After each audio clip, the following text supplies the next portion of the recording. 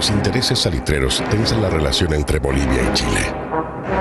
Se inicia la campaña bélica, la toma de Antofagasta, los primeros combates y la muerte del héroe boliviano Eduardo Avaroa. El Huáscar ataca las costas chilenas, el combate naval de Iquique, la muerte de Prat y el triunfo de Condel.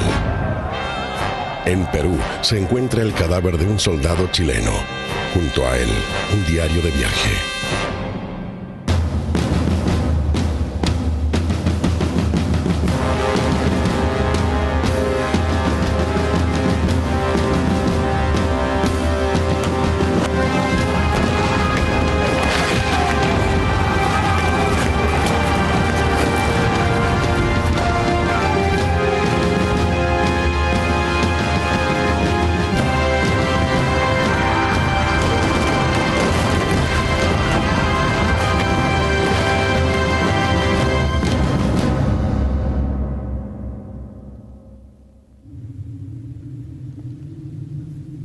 Para mí, la guerra empezó el 23 de marzo, cuando tomamos Calama. Ese día, perdimos a 11 compañeros. 2 de ellos se habían enrolado conmigo en Santiago.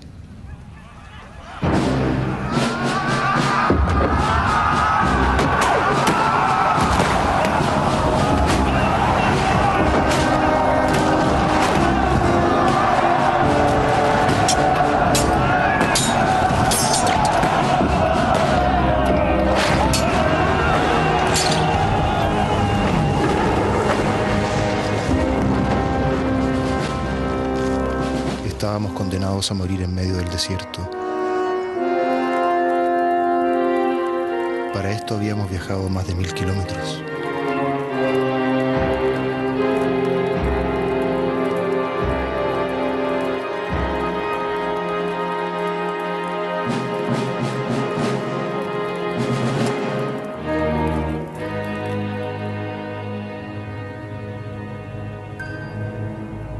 Ya pasó un mes desde el combate naval de Iquique. La guerra sigue peleándose en el mar. Nosotros seguimos acantonados en las afueras de Antofagasta, esperando órdenes. Mientras tanto, nuestras batallas diarias consisten en practicar marchas y maniobras, alimentar a 10.000 hombres, trasladar nuestros equipos y llevar agua y forraje a los animales. Nuestro peor enemigo es la sed. Medio litro de agua por persona. Bajo este calor terrible, es el mayor castigo que pueda soportar un hombre.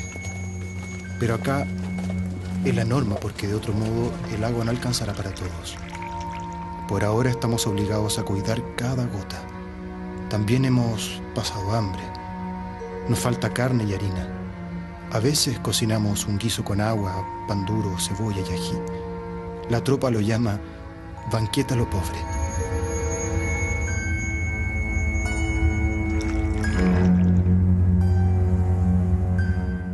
En julio de 1879, el presidente Aníbal Pinto nombra a su amigo, Rafael Sotomayor, de 56 años de edad, comisario general del gobierno en el frente de batalla y ministro de Guerra y Marina con plenos poderes sobre el ejército y la armada. Su misión es mejorar la conducción de las operaciones militares y abastecer a los 10.000 hombres que están en el desierto. Que fue un gran organizador, en el sentido de que trabajó sobre la base de mantener las líneas de pertrecho, de habituallamiento, que son muy importantes en toda guerra, sobre todo en tan largas distancias, porque estaba peleándose en un frente a 1.500 kilómetros de distancia. Entonces, haber organizado eso desde Santiago, bueno, él viajó constantemente también al frente, es una gran cosa, ¿no? Don Rafael Sotomayor fue un hombre extraordinario, inteligente, activo, prudente, no buscaba un protagonismo, y que con inteligencia abarcó los problemas de la guerra. Sotomayor era accionista. O sea que los gobernantes chilenos llevaron a la guerra a su pueblo por defender sus derechos privados, pero no sus supuestos derechos. Es en la guerra del Pacífico que en Chile se constituye una clase dirigente, ¿no? Una clase que es capaz de presentar sus intereses propios como los intereses del conjunto de la nación. Sin embargo, Documentos chilenos afirman que Sotomayor, José Francisco Vergara y otros funcionarios del gobierno chileno poseían menos del 1% de la compañía de salitres de Antofagasta. La mayoría de los accionistas eran ingleses. El nuevo ministro reestructura los altos mandos del ejército y de la armada basándose especialmente en las capacidades de los oficiales. Pero el ejército desplegado a través del desierto tiene serios problemas logísticos. Sus principales enemigos son el hambre y la sed.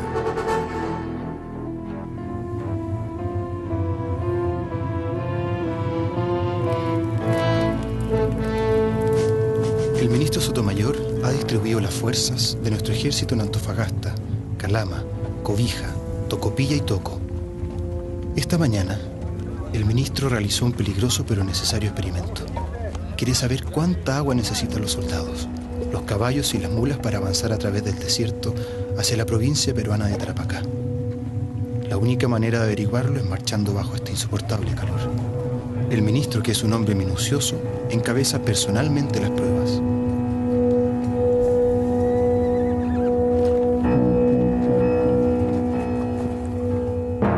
¿Qué pasa mientras tanto con las tropas de Perú y Bolivia?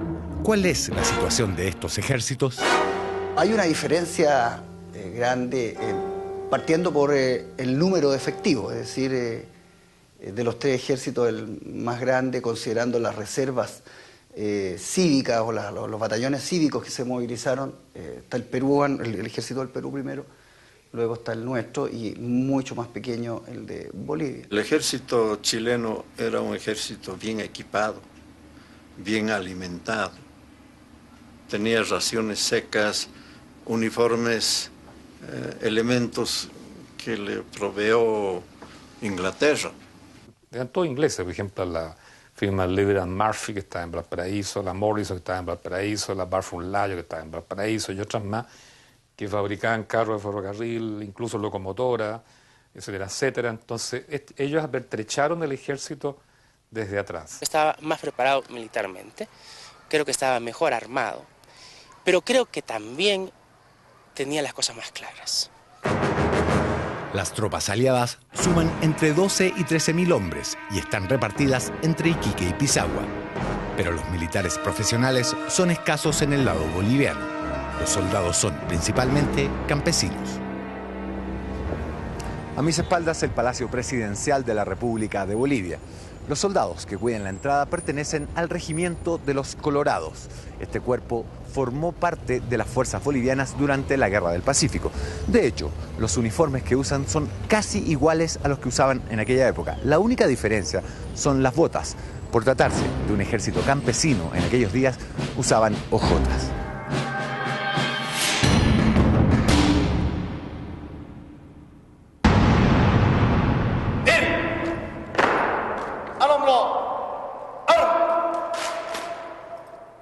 Descansen. Guardia, Alais. El presidente Hilarión Daza está a las puertas de una crisis de gobierno debido a sus errores políticos y militares en la conducción de la guerra. En La Paz, los dueños de los grandes yacimientos de plata tienen otras prioridades. Para la fracción de la plata de Bolivia, el litoral es sacrificable en función de sus intereses.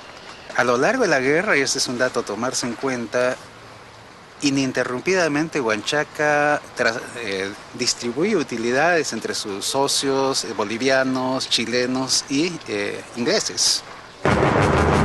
Las tropas chilenas ya controlan toda la actual región de Antofagasta. Las tropas de Perú y Bolivia están concentradas más al norte, a lo largo de la actual región de Tarapacá. Pero la campaña terrestre se ha estancado porque el dominio del Pacífico no está definido. Como Bolivia no tiene armada, el peso de la guerra recae ahora sobre los hombros del contraalmirante peruano Miguel Grau y sus oficiales. En el mar, la guerra se sigue peleando con un resultado incierto. El Huáscar, comandado hábilmente por Grau, va y viene a través del litoral capturando buques chilenos y tropas en sorpresivos ataques. Grau, prácticamente solo, con su Huáscar, mantuvo a raya al poder naval chileno durante un periodo de más o menos 6 meses. Finalmente, las exitosas correrías del Huáscar le cuestan el puesto al comandante en jefe de la escuadra chilena, contraalmirante Juan Williams Rebolledo. El ministro Sotomayor pone al experimentado capitán Juan José Latorre, de 33 años, al mando de este acorazado, el Cochrane, el buque más poderoso y veloz de la escuadra. El Cochrane, de fabricación inglesa, está protegido por 9 pulgadas de blindaje. Sus armas son 2 cañones de 250 libras. A fines de septiembre de 1879, parte de la escuadra zarpa desde Valparaíso para reunirse con los buques que están en Antofagasta. La idea es navegar hasta Arica buscando a los buques peruanos y obligar al Huáscar a combatir. El 2 de octubre, las 2 flotas enemigas se cruzan en el mar sin verse. Cuando el Huáscar vuelve al norte a reabastecerse de carbón, es sorprendido por la escuadra chilena que lo embosca frente a Angamos, desplegada perpendicularmente a la costa. El comandante Grau había hecho algunos cambios en los aparejos del Huáscar. Así lo pudimos comprobar en la Escuela Naval de Lima al observar este cuadro, que evoca la visión peruana del rescate de los náufragos de Iquique la tarde del 21 de mayo de 1879.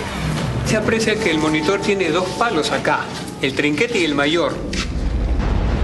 En el combate de Angamos vemos que tiene solamente un palo, que es el mayor. ¿Sabe por qué? Porque el almirante Grau comenta e informa que en Iquique ha tenido problemas con el trinquete respecto al movimiento de los cañones. La batería de cañón. Así es. El combate de Angamos es prácticamente un enfrentamiento, ¿no?, del Huáscar en primera instancia con el Cochrane, ¿no?, el almirante Grau con el comandante Latorre. El Cochrane, que está a 20 kilómetros de la costa, aumenta la presión de sus calderas, avanza rápido y le cierra el paso al Huáscar.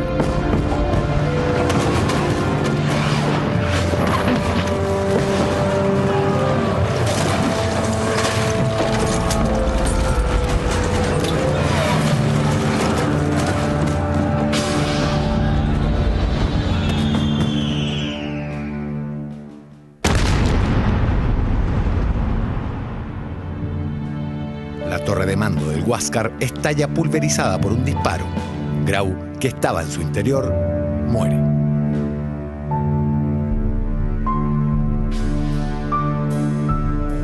Una potente bomba está justamente junto con la torre Ronsable, explotó muy fuertemente y tanto fue el poderío de esa bomba que atravesó esta parte de fierro donde estaba Miguel Grau dirigiendo pues a la embarcación, al Huáscar, ¿no es cierto? Explota y Grau desaparece con esa explosión.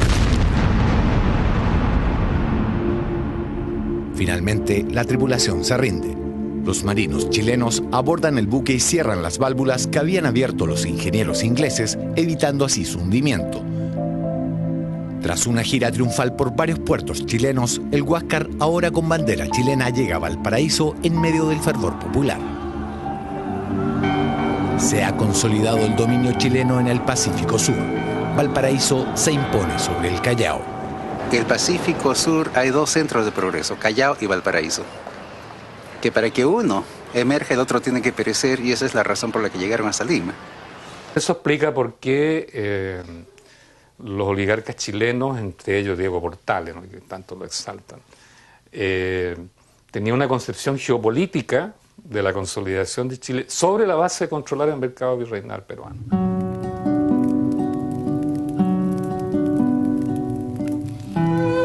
Nos informaron que la escuadra capturó finalmente al Huáscar. Enhorabuena, dijimos todos, porque ya no aguantábamos más la vida en el desierto. Todos extrañamos el hogar. Durante el día el calor nos embota y por la noche el frío es tan grande que casi nos congelamos. Y aunque hay problemas en la tropa, ya se han formado fuertes lazos de amistad entre quienes compartimos vida de campaña.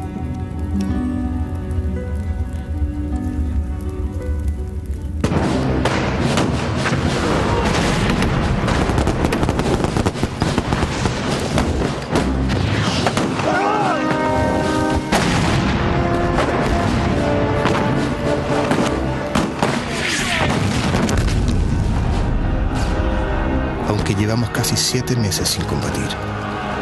La guerra ya nos ha cambiado a todos. ¿Lograremos salir con vida de este desierto?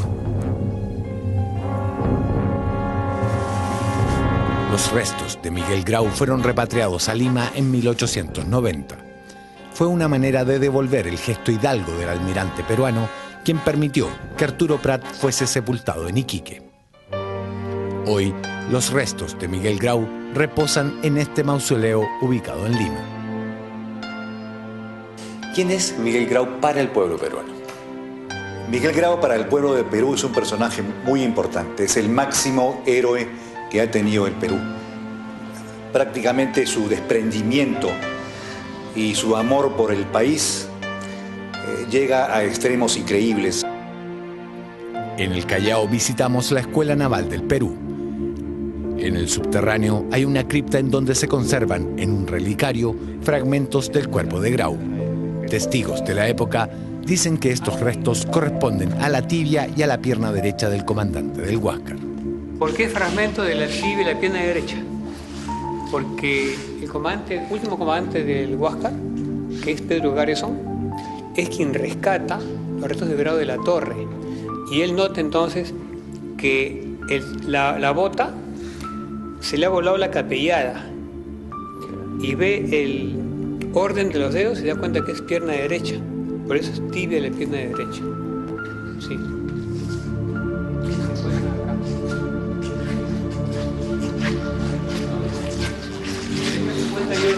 El presidente Ibáñez del Campo recibe una comisión peruana y llega este fragmento, ¿no?, de la tibia de almirante Grau. Fuimos a las aulas peruanas para averiguar cómo se enseña en ese país el combate naval de Angamos. Los peruanos destacan el carácter heroico de la resistencia de Grau contra un enemigo superior. El Huáscar se vio acorralado por toda la escuadra chilena. Y el Huáscar, al mando de Miguel Grau, hizo que el monitor de la Unión se vaya, escapara para que se quedara solamente el Huáscar y combatiera a los buques del ejército de Chile. El glorioso Huáscar se inmoló al mando del Miguel Grau.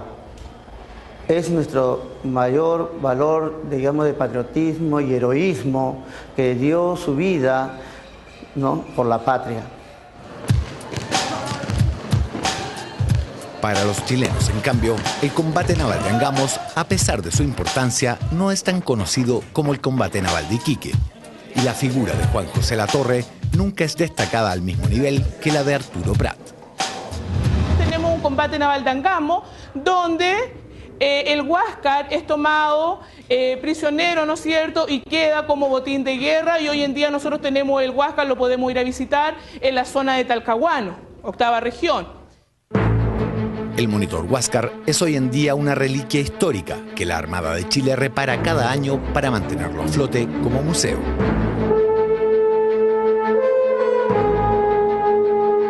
En épocas electorales suele resurgir en Perú el debate sobre la eventual recuperación del Huáscar. Lo que pasa es que los políticos pues tienen su tema, ¿no? Tanto chilenos como peruanos tienen su tema, sobre todo en determinadas coyunturas. Siendo el Huáscar un trofeo de guerra por lo demás, hay reglas. Yo soy agregado naval en Chile y sé también cómo se conserva el Huáscar. Como trofeo de guerra es absurdo a esta altura que las guerras entre naciones... Yo creo que no tiene sentido guardarse hasta el Huáscar, no tiene sentido guardarlo ahí. Es un buque que está en la lista naval. Y esto es universalmente reconocido. O sea, cuando un buque está en la lista naval, significa que está representando al gobierno de Chile y es parte de su territorio que se va desplazando. Yo creo que el Huáscar, como dijo también el señor, no debiera existir. Creo que el Huáscar no debería existir. Si un país lo perdió y el otro lo ganó, debe quedar donde está el ganador. Si le devolvemos eso, ellos no nos pueden devolver la esmeralda. Yo creo que así como Grau devolvió todas las pertenencias de Arturo Prat a su esposa, debiera Chile a lo mejor devolver el Huáscar al pueblo peruano. Le preguntamos a ciudadanos peruanos si creen que Chile debe devolver el Huáscar al Perú. Pienso yo de que de entregarnos el Huáscar deberían dárnoslo, que para nosotros es un símbolo de heroísmo de Miguel Grau. Yo creo que podría devolvernos para nosotros también estar contentos. Devolverlo sería imposible, porque es como una reliquia que se ganó en la guerra. Yo creo que todo país debería devolver, aunque sea las pequeñas cosas, para poder hermanar las relaciones entre cada país. Es algo que personalmente me incomoda, ¿no? Es decir, creo que si Chile quiere devolver el Huáscar por su propia iniciativa en buena hora, pero te soy franco, esto me molesta ese tipo de lloriqueo por la restitución de trofeos de guerra, ¿no? Si uno los desea tanto, bueno, prepárese militarmente para recuperarlos.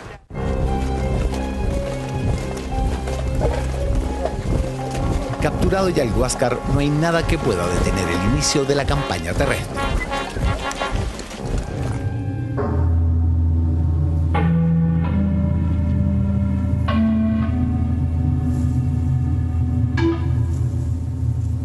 El trabajo del ministro de Guerra ya dio sus primeros frutos. Desde Antofagasta llegan carretas con víveres. El ejército ha hecho contratos con particulares para abastecernos de 100 bueyes cada semana. Volveremos a comer carne. También nos traerán charqui, aguardiente y harina, entre otros productos. Después de hacernos marchar varias veces a través del desierto, ahora sabe que cada soldado necesita a lo menos 4 litros de agua para no morir bajo el sol, y que las bestias requieren a lo menos 15 litros. La orden es fabricar cantimploras más grandes, de 3 litros, para llevarlas cuando tengamos que marchar al frente de batalla.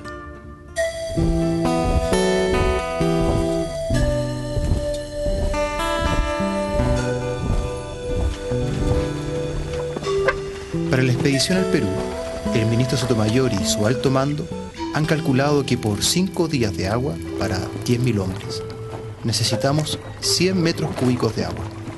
Eso suma 100 carretas más.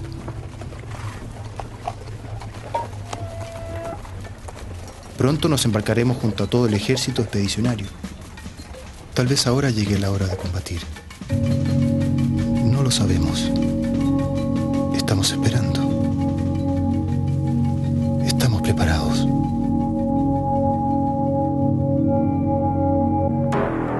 Para fines de 1879, Chile ya controla las rutas del Pacífico Sur. El puerto de Valparaíso consolida su poder como centro financiero de la industria salitrera. Y en Antofagasta se prepara la invasión de los departamentos peruanos de Tarapacá y Moquegua. El primer objetivo de las tropas chilenas será el puerto de Pisagua. Este es el puerto de Pisagua, que durante la Guerra del Pacífico era considerado un bastión inexpugnable por todos los observadores militares internacionales.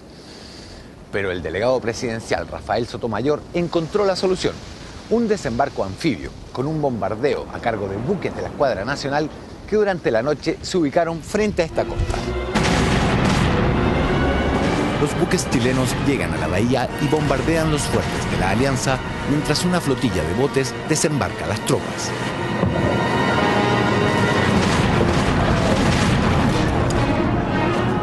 Con el agua hasta la cintura, peruanos y bolivianos tratan de evitar que la infantería chilena desembarque en la playa.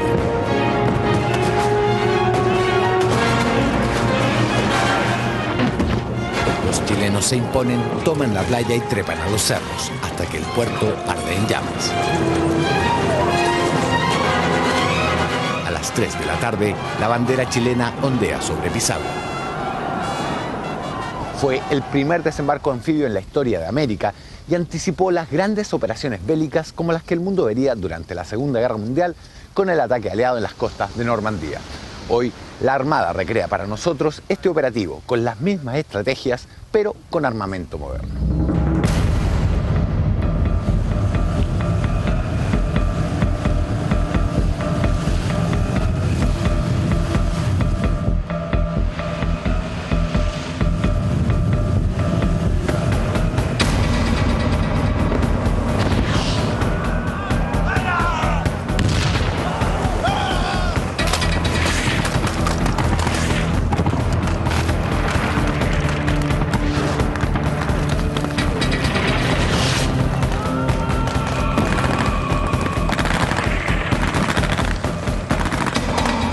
Estas maniobras, realizadas en tiempos de paz y sin munición verdadera, son un pálido reflejo del encarnizado combate que se libró en estas playas hace casi 130 años, entre soldados de 3 países. Es el primer desembarco clásico en que se cumple prácticamente todo lo que la teoría de lo que es un desembarco anfibio, primero haciendo reconocimientos previos, después tomando cabezas de playa, después desembarcando las cuñas para que fueran rompiendo y posteriormente proyectándose hacia el interior. Yo creo que fue tremendamente importante porque prácticamente da el inicio a la campaña de Tarapacá, donde la fuerza nuestra empieza a avanzar sobre tierra, ya prácticamente a conquistar los territorios, digamos, que estaban en disputa. Con la toma de Pisagua ya se pasa, digamos, no solo se ha ocupado Antofagasta, sino que se pasa a las acciones, a las campañas sistemáticas en territorio extranjero, en territorio peruano en este caso, ¿no? Tras la toma de Pisagua y Junín, las tropas chilenas avanzan hacia el interior y conquistan Dolores, expulsando a las tropas peruanas y bolivianas.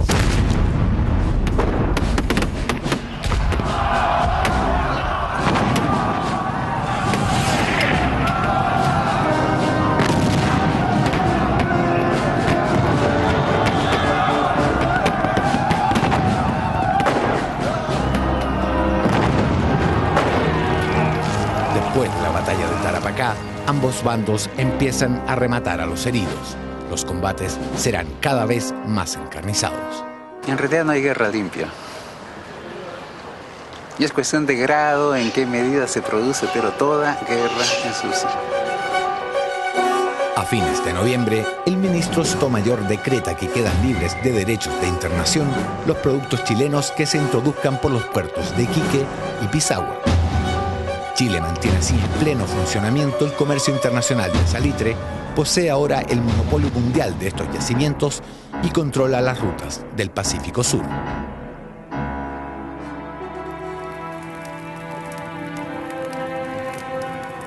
Empieza un nuevo año. Estamos en enero de 1880. El ministro Sotomayor llegó hoy a Pisagua y estableció aquí su centro de operaciones. He visitado a algunos amigos heridos. Los que tienen heridas de guerra son los menos. Ahora que nos hemos acantonado en Tarapacá, nos atacan catarros bronquiales, disentería, reumatismo y enfermedades venéreas. Los oficiales nos piden verificar bien cada licencia para evitar engaños. La disciplina es cada vez más estricta. El castigo para los desertores es la pena de muerte.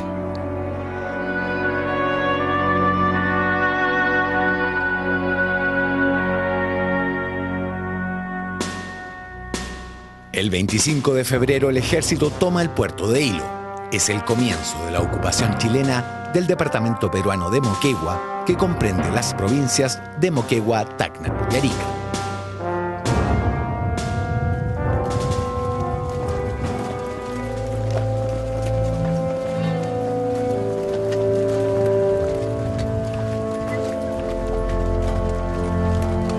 He visto a algunos de mis compañeros morir de sed, tirados en el desierto, porque no encontrábamos a tiempo un pozo, o porque al llegar al siguiente poblado, los trenes tenían vacíos sus depósitos de agua. En Hilo pasamos 3 días sin agua. En un día, 10 soldados murieron de sed.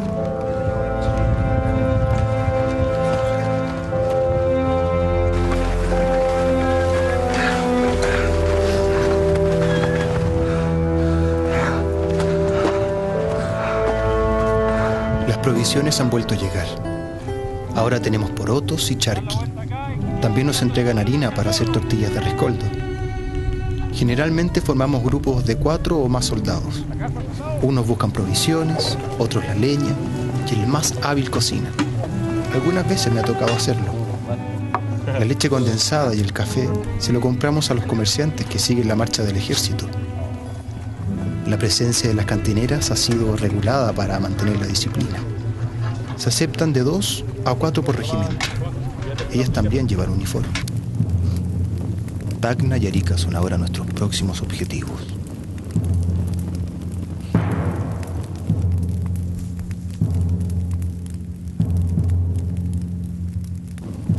Hoy es 20 de mayo y estamos de duelo. Todo Chile está de duelo. El ministro Sotomayor sufrió sorpresivamente una congestión cerebral mientras trabajaba en su tienda de campaña y murió en apenas 5 minutos, víctima de apoplejía. No hay palabras para describir nuestra pena.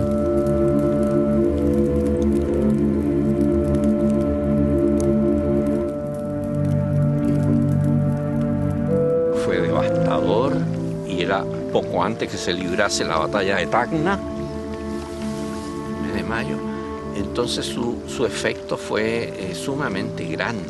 El ministro Sotomayor ahí un 7, ¿no? Ya se lo quisieran hoy día, ¿no? Algunos gobiernos. Yo creo que es una obra política de alto nivel la que hizo Sotomayor. En Perú, el presidente Mariano Prado renuncia, parte a Europa y lo reemplaza Nicolás de Piérola. En Bolivia, el dictador Hilarión Daza es depuesto. Más tarde, morirá asesinado. El desprecio por la gestión de Hilarión Daza perdura hasta hoy en Bolivia, tal como lo demuestra esta imagen expuesta en el Museo del Litoral de La Paz, donde alrededor del retrato del dictador aparecen, como maltratados símbolos patrios, una mujer encadenada y un soldado de los Colorados que, abatido, sostiene entre sus manos una castigada bandera de guerra. Yo ataco mucho a los gobernantes y a los políticos de esa época, que no han sabido defender los derechos de Bolivia. Yo los critico y los llamo de traidores, porque ha intervenido mucha traición en esa época, y aún ahora también. Las tropas de Perú y Bolivia se instalan en los alrededores de Tacna, en el llamado Campo de la Alianza. Suman 12.000 hombres. Las tropas chilenas suman 13.500 hombres. Descontando la reserva, solamente entrarían en batalla alrededor de 10.000 hombres. El 26 de mayo, en el Campo de la Alianza, empieza la batalla de Tacna. El resultado favorece a Chile, que ocupa Tacna, y Bolivia se retira definitivamente de la guerra.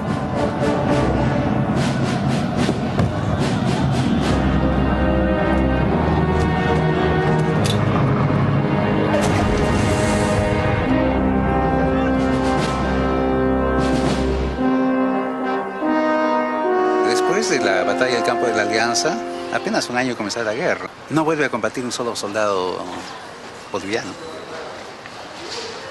Bolivia se retira al interior, se enreda en sus pleitos de caudillos y mientras tanto el Perú se desangra por 4 años más. Lleva la peor parte de la campaña completamente solo. Bolivia se retira porque no tenía que hacer en la guerra y podía retirarse a sus alturas y estar en paz, mientras que el Perú se arreglase por sí mismo nomás. Además, el aporte de Bolivia a la guerra nunca fue muy importante, ni podía hacerlo. Después de la famosa batalla del Campo de la Alianza, cerca de Tacna, prácticamente el ejército boliviano es destruido. Sus restos regresan a La Paz o a sus lugares de origen. Pero el ejército es destruido.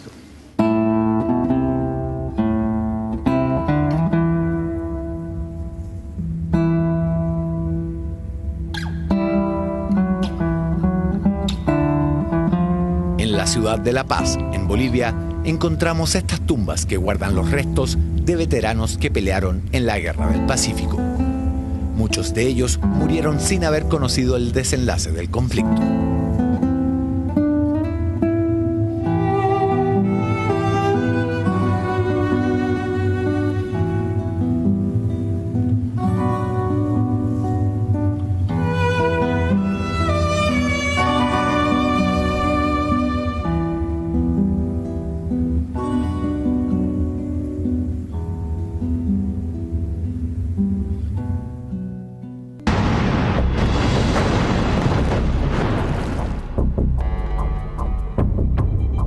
Este es uno de los campos minados que todavía quedan en el norte chileno.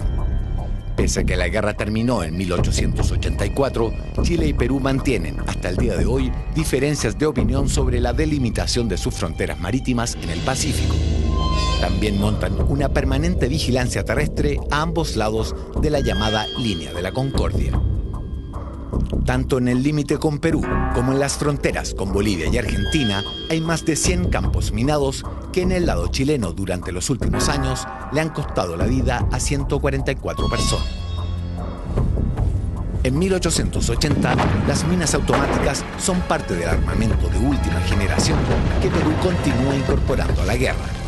Chile también compra nuevas armas. Los cañones Krupp que trae el ejército chileno para la campaña de Lima son del año, son de 1879 a 1880 y la artillería Krupp se va a mantener hasta la Segunda Guerra Mundial. El minado de terrenos como se hace en Arica se utiliza por primera vez. Es sorprendentemente moderno en una serie de cosas de esta campaña. Avanzando a través del desierto, las tropas chilenas están escasas de víveres. Necesitan recuperar el contacto con el mar y con los buques de la escuadra. Y el puerto más cercano es Arica. Después de arduas y agotadoras marchas, finalmente llegamos a las afueras de Arica. Mientras marchábamos hacia el puerto, fuimos atacados por un nuevo tipo de arma.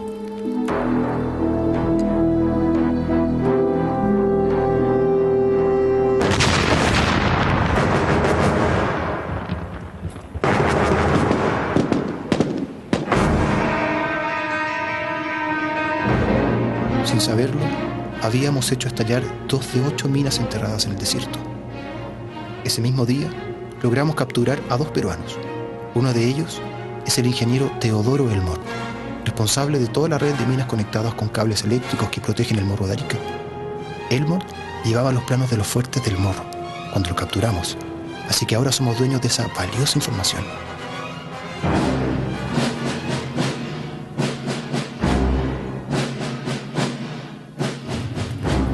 El asedio sobre Arica continúa. La ciudad es bombardeada 2 veces para forzar la rendición del enemigo. El coronel Lagos envía al ingeniero Elmore a parlamentar con el jefe de la plaza, el veterano coronel Francisco Bolognesi. El jefe peruano, con un valor digno de admiración, responde: resistiremos hasta quemar el último cartucho. El coronel Bolognesi desconoce la derrota de campo de la Alianza, porque nosotros hemos cortado el telégrafo entre Arica y Tacna. Señores, la situación es la siguiente. El general en jefe, Manuel Baquedano, ha ordenado la toma de Arica. Nuestro alto mando está planificando la batalla. El coronel Lagos ya tiene un plan. Y a esta hora se lo está explicando a los comandantes de los 3 regimientos que participarán en la batalla. Los planos que tenemos nos indican que hay 3 fuertes en la parte alta: el Ciudadela, el Este y el Morro. En la parte baja hay 3 fuertes más.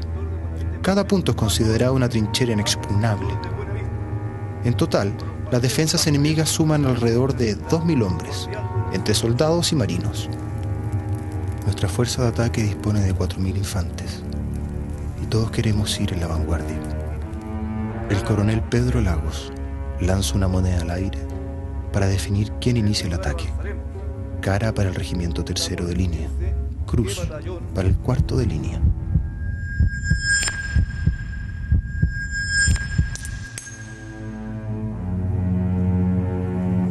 Gana el 3º de línea. A pesar del riesgo, nadie quiere quedarse en la retaguardia. Los obreros y campesinos que me acompañan son los más entusiastas.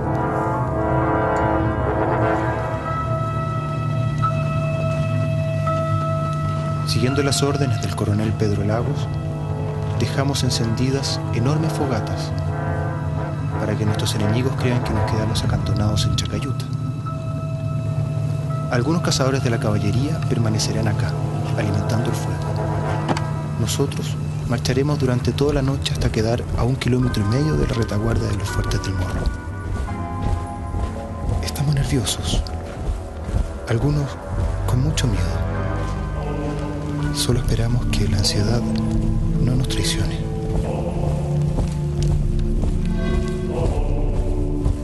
Dando un largo rodeo desde Chacayuta, las tropas chilenas avanzan a través de las lomas de Condorillo y Buenavista. Pero los centinelas peruanos del fuerte Ciudadela se dan cuenta y empiezan los disparos. Las tropas chilenas asaltan el fuerte a toda carrera, con corvos y bayonetas. Alguien hace estallar el polvorín. Locos de rabia, los soldados chilenos acuchillan a los sobrevivientes.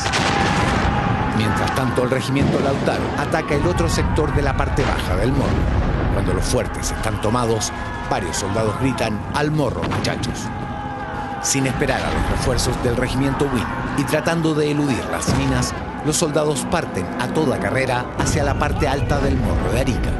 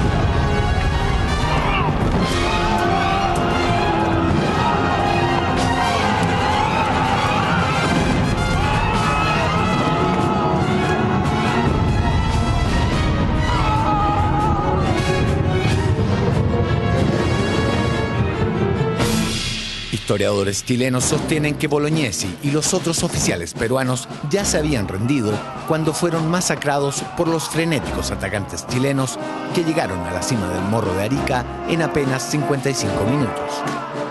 Las versiones peruanas dicen que los oficiales peruanos murieron combatiendo sin haberse rendido. Contra todo pronóstico y en tiempo récord, Pedro Lagos y sus hombres cumplen las órdenes del general Manuel Baquedano. Manuel Baquedano tiene una línea estratégica muy simple, que es marchar al frente y destruir. El menos estratega de todos los generales que ha tenido el mundo, yo creo, porque el hombre dice: bayoneta calada, cabeza agacha, ataque. Y eso se ganó porque el roto era sobre todo el de los regimientos del norte salitrero, eran terribles en ese sentido. Había que ir disparando con la bayoneta encima y protegido por la artillería, apoyado por la caballería, de frente. Entonces, eso es muy pobre como táctica militar. Pero ganó la guerra, ¿no? Entonces eso es lo que importa. Las tropas peruanas pierden el 30% de sus efectivos. Chile, el 10% de los atacantes. A los oficiales chilenos les resulta imposible evitar que los enardecidos soldados fusilen prisioneros a los pies de la iglesia de Arica. Luego, la ciudad es saqueada. Esta es la tumba en Lima del coronel Francisco Bolognesi, uno de los máximos héroes peruanos. Sus restos descansan aquí tras haber sido repatriados desde Chile. Hoy, desde la cumbre del Morro, es posible contemplar la ciudad de Arica. Más de 180.000 personas viven aquí y la apodan orgullosamente la ciudad de la eterna primavera. Actualmente, Tarapacá comprende 59.000 kilómetros cuadrados y tiene casi medio millón de habitantes. Administrativamente, ha sido dividida en dos regiones: Tarapacá, con capital Iquique, y la nueva región de Arica y Parinacota, cuya capital es Arica. El puerto peruano de El Callao estaba bloqueado por la escuadra chilena desde abril de 1880. Entre los buques que sostienen el bloqueo está el Huáscar, comandado por Carlos Conde. Pero los peruanos resisten, atacando con torpedos los buques chilenos. El Callao es bombardeado. El 13 de septiembre, otro torpedo echa a pique frente a Chancay a un barco muy querido por los chilenos, la Covadonga. mueren cerca de 90 tripulantes, encabezados por su capitán Pablo de Ferrari.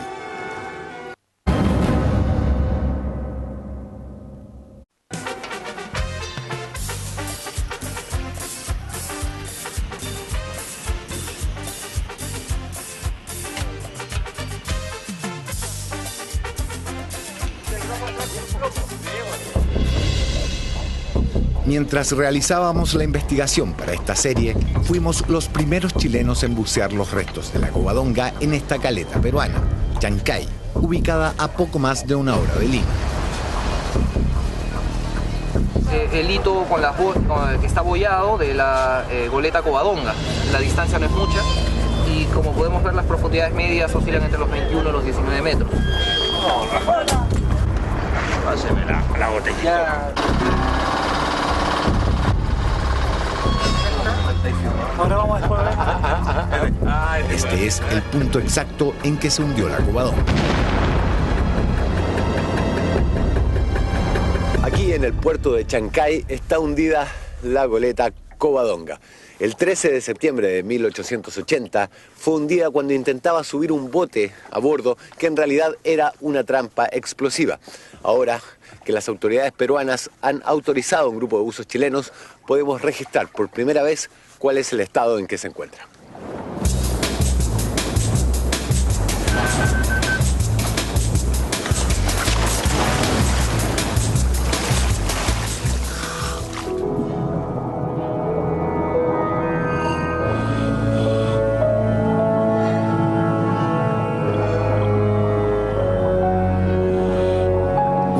Similar a la que sentimos al bucear junto a la Esmeralda en Iquique nos invade hoy, cuando nos acercamos a los restos de la Covadonga en territorio peruano. Así luce hoy el buque chileno que el comandante Carlos Condel utilizó tan hábilmente en el combate de Punta Gruesa.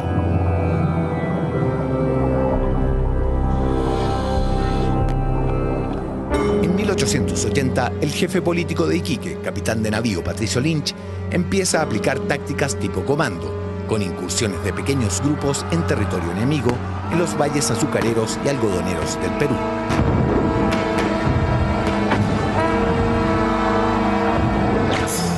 Debilitando la economía peruana, destruyendo haciendas, obras industriales, mediante cortos desembarcos, ataques sorpresivos, que casi no tuvieron respuesta porque la Armada peruana ya estaba quebrada. En noviembre de 1880 empieza la campaña a Lima, organizada por el ministro de Guerra José Francisco Vergara. El ejército expedicionario supera los 26.000 hombres. Las tropas chilenas ocupan Pisco e Ica. El resto del ejército, repartido en 22 buques, desembarca más tarde en 2 caletas, Chilca y Pescadores. Para fines de 1880, casi todo el ejército chileno está reunido en Lurín, al sur de Lima.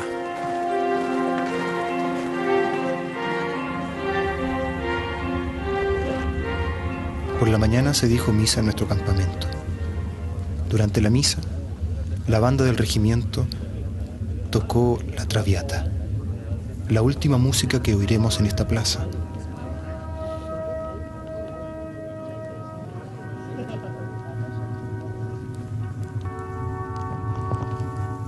Llevamos más de 1 año y medio combatiendo y hemos salvado milagrosamente de las balas, el hambre, la sed y las enfermedades en más de una ocasión. Sin embargo, sabemos que la muerte sigue siempre alrededor nuestro.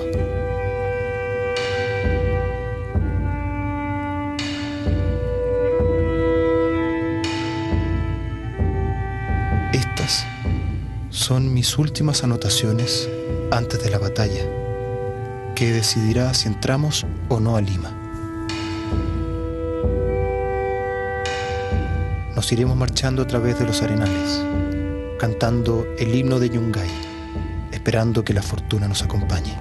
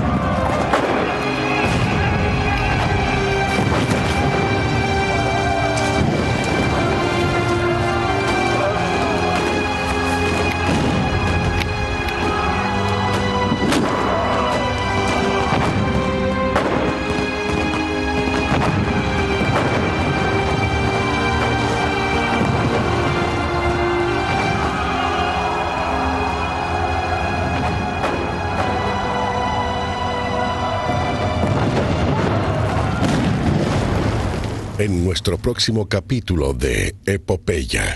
Chilenos y peruanos se enfrentan en Chorrillos y Miraflores. Chile ocupa Lima, la capital peruana. La violencia de la guerra y las cuestionadas acciones de las tropas chilenas. Los ataques del Brujo de los Andes y la campaña de la Sierra. 77 soldados chilenos mueren masacrados en el poblado de la Concepción. Los secretos de una investigación para determinar el nombre del soldado chileno caído en Chorrillos.